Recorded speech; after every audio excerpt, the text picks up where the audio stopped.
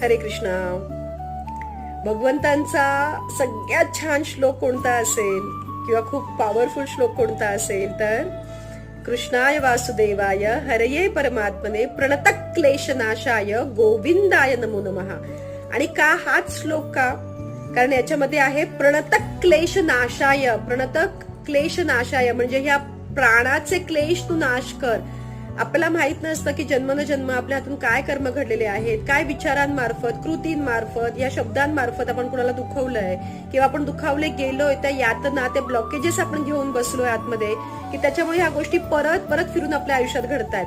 पण जेव्हा आपण भगवंतांना म्हणतो प्रणतक क्लेश नाशाय म्हणजे या प्राणाचेच तू क्लेश नाश कर, तेव्हा ते संचित कर्म मुळासकट उपटले जातात आणि आपण भगवत मार्गामध्ये भगवंतांच्या चरणांचे दास बनवून हे सुंदर आयुष्य जगायला सुरुवात करतो. म्हणून हा मंत्र रोज म्हणावा.